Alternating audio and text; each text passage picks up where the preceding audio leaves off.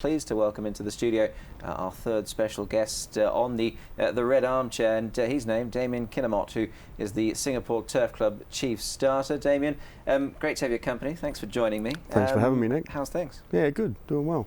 And obviously you're the starter here. You've been here since 2010. Take us back to the beginning, Damien. How did it all come for you to be here? Yeah, 2010 September. I came to work for the Turf Club. I came up as the assistant starter, and in 2013 was promoted to head starter halfway through the year, and I've been here ever since. So, yeah.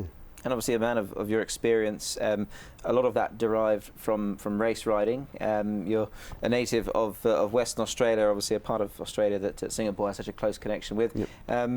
Race riding, take us back to the race riding. You were telling me there was well over 100 winners. Yeah, you must have enjoyed your time in the saddle. I did, yeah. It was around 116 winners from about 800 rides. Yeah, I was a lot lighter back then. 15, 16-year-old, I started. Picture of you here. How long ago was that? That was 1992. Yeah, that was at Belmont Park in Perth, and yeah, a lot of water's gone under the bridge since then. It has indeed. And there's your son Bailey. Now, by the magic of TV, there's a few similarities there, Damien. There is, yeah. And he's on course to be an apprentice. You were telling me. He is, yeah. He starts next month with Racing Victoria.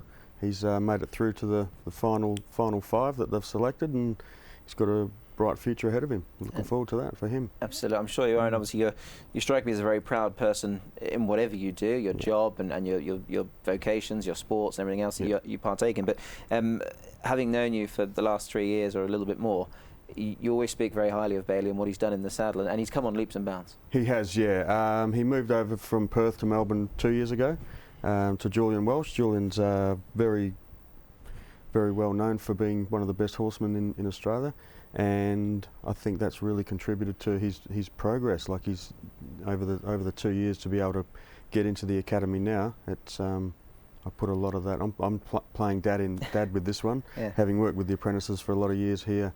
This one I'm the dad. Be nice to sire a winner, wouldn't it? Yeah, of course. Yeah. Of course. I'm sure he'll do good things in the saddle. But your day job, your day-to-day sort of routine. Obviously, there we have trials twice a week here. We have races twice a week. Obviously, you oversee all of that. It's a very important job, Damien. There's no getting away from that at all. You're one of the most important men here, surely. Yeah, it is. I do recall you did ask me once before whether we feel the pressure of starting big races, and I guess once you've got a routine, you've got good people around you, a good team. You don't feel any pressure. It's whether it's a $3,000 maiden in the bush in Australia or it's a $3.5 million SIA Cup. It's we don't feel that pressure. Probably because of time, over time, and perfecting that routine, I guess. And you've got a good team that you work with. Obviously, John Pepe and Ronnie at the start, and obviously you've got all the other people involved as well. So it's obviously it's not just yourself, but it's a big team effort. And it's a team that you credit plentiful. Oh, for sure. Look, John Pepe's been brilliant for me and the Turf Club. Yeah, we'd be a little bit stuck with him at the moment. Well, you know, if we didn't have him at the moment. Yeah, but he's sort of come along as a very good horseman. He's done his time in Hong Kong. He did time over in the UK. Not sure. Well, you spoke about it. Yeah, I mean. Yeah, with Racetech. Yeah, so no, he's a very valuable member of the team. So he is, and interesting enough, actually, Mark Walker had a winner recently with Sacred Gift. Credited the horses just getting to the races purely to John. Yeah, no, there was a lot of work went into Sacred Gift, and I think he's unbeaten, isn't he? Is he two from two? Yeah, so it's really worth the while, and it's quite rewarding for the team when those things happen. Yeah, so. And you were saying you became senior starter in 2013, so you were here a few years, obviously.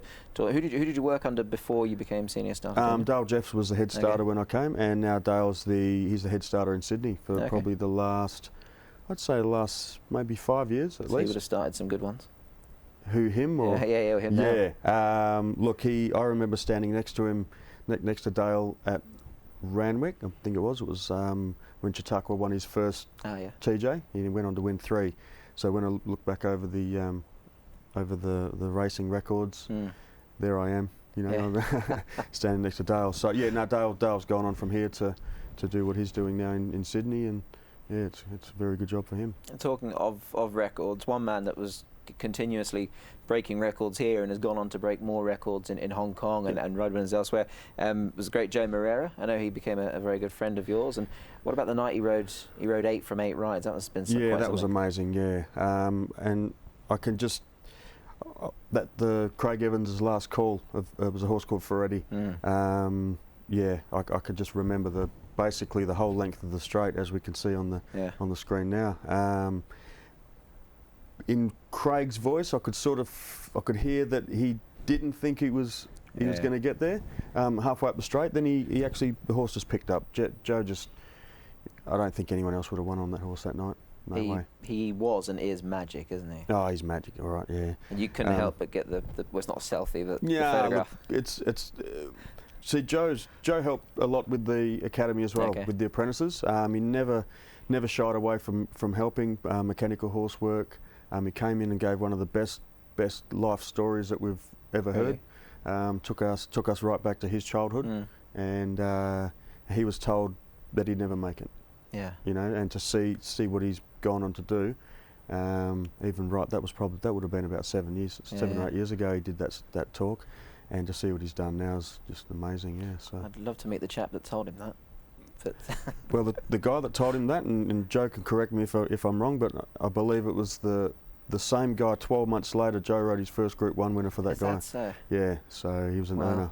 Talking of young jockeys, Damien, obviously we see it time and time again here with a lot of young jockeys coming through. I mean, at the moment, Simon Cock is top of the pile, obviously being a champion apprentice and whatnot. But a good crop of young riders.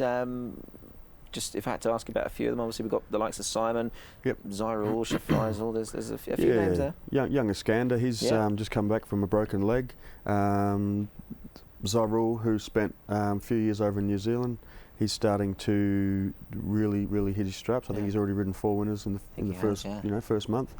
So now the pool is a lot smaller than what it used to be.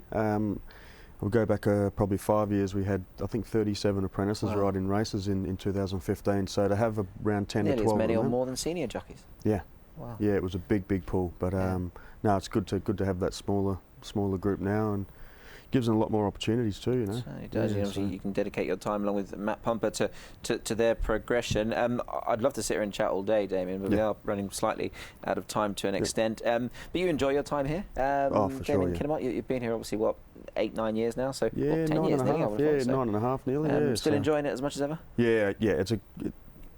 If you don't treat it like a job, it's never a job. You know, I just say it's a passion.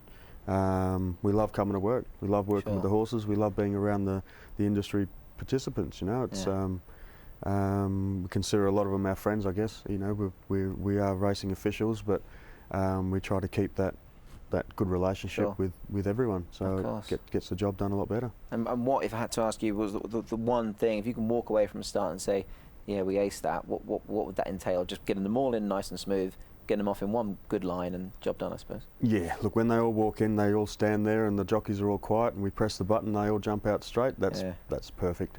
But so we always aim for that, but of course it's not always. We're not dealing with machines, we're dealing with animals. Exactly, so we try to make it as easy as we can. How many times do you think you've hit that button? Oh geez, I couldn't tell you. I couldn't tell you. This is my 20th year as a starter. Wow, yeah. So only rode for probably 6 years and been a starter for 20. It's something that you clearly enjoy doing, and you clearly do very well indeed.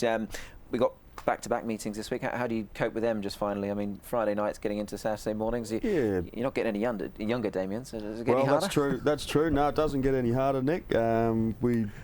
We do a lot of our work leading up to the race days. Wednesday, Thursdays are our busy days preparing with the horse behaviour, and we keep a good database of every horse here, so it makes our job a lot easier come race day. I think we're around 1,000 horses here at the moment, and you can't be expected to remember every single horse, but we do a fair job of it. You certainly do. You certainly do. Well, listen, it's great to have you on the show. Great to see you here, obviously, and we see you up on that roster and plentiful throughout the racing year, and continue doing the good work. No worries. Thanks, Nick. Damien Kinnemont, then, our guest on Track Talk Under Lights for Friday night.